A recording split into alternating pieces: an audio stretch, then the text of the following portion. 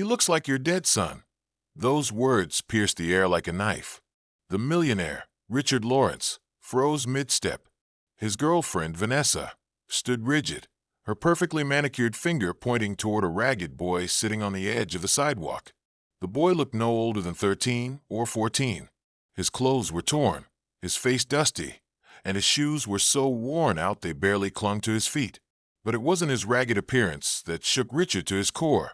It was the boy's eyes, deep brown, innocent yet weary, eyes that looked hauntingly like those of his late son, Michael. Michael had been gone for nearly 3 years. A car accident had taken him away, and Richard had never truly recovered. He had buried himself in wealth, business, and a new relationship, trying to drown the pain. But now, standing on that busy street corner, his world stopped. Vanessa whispered again, almost trembling, "Richard, look at him. He's the spitting image of Michael." Richard's chest tightened. For the first time in years, he felt something powerful. Hope, confusion, and an ache so sharp it nearly knocked him to his knees. Richard found himself drawn to the boy, whose name was Jamal. He learned that Jamal had been living on the streets after his mother passed away and his father disappeared. With no one to turn to, he survived by picking scraps, sleeping under bridges, and sometimes receiving food from kind strangers. Richard couldn't explain why, but he felt an overwhelming responsibility toward Jamal. His girlfriend Vanessa rolled her eyes at his growing obsession, calling it ridiculous. "You're a millionaire, Richard," she said. "You don't need to drag some homeless kid into your life. He's not Michael. Stop trying to replace your son." But Richard couldn't let go. The way Jamal smiled, the way he tilted his head, the way his voice cracked when he spoke, they were too close to Michael's memory. One rainy evening, Richard drove back to the same corner where Jamal usually sat.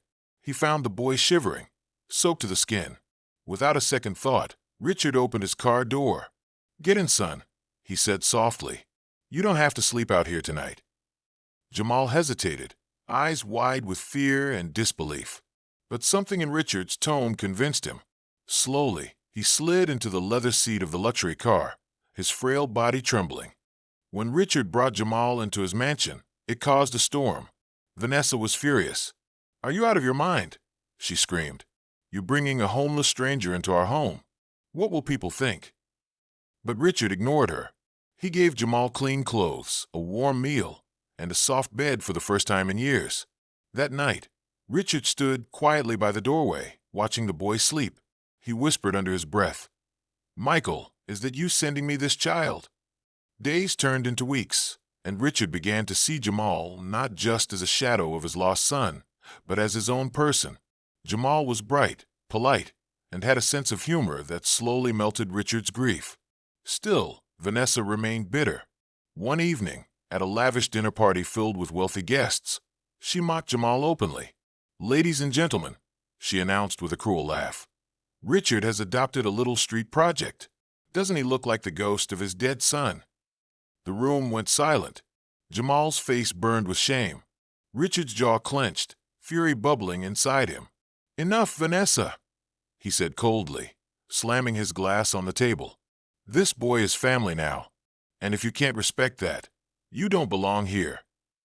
Despite his defense, Richard couldn't shake the thought. Why did Jamal look so much like Michael? One day, as he searched through old documents, he uncovered something shocking. Years ago, before he married Michael's mother, Richard had a brief relationship during his college days. A name on a file froze his blood. It matched Jamal's late mother. Heart pounding, Richard ordered a DNA test.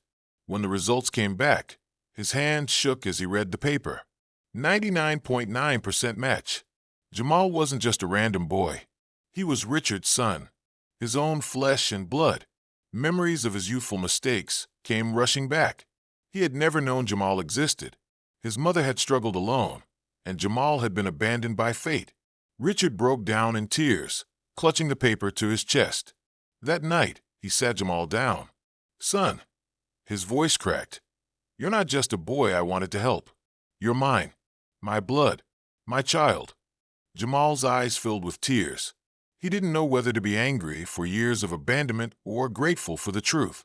But when Richard hugged him, Jamal melted into his arms, finally feeling the love he had longed for. Richard's life transformed after that revelation. He cut ties with Vanessa, who couldn't stand his decision, and focused on building a real relationship with Jamal. Together, they traveled, studied, and built trust. Richard enrolled Jamal in the best schools, but more importantly, he gave him something he had never had before, a father's love. On Michael's death anniversary, Richard took Jamal to the graveyard. Standing in front of the tombstone, Richard whispered, "Michael, my son, I lost you, but I found another piece of you. Thank you for guiding me to Jamal." Jamal placed a flower on the grave and held Richard's hand tightly. Tears rolled down Richard's cheeks, but this time they were not only of grief, but of healing. The boy who once lived on the streets now had a home, a father, and a future. And the millionaire who thought he had lost everything discovered that love had given him a second chance. Because sometimes, fate brings back what you thought was gone, just in a different form.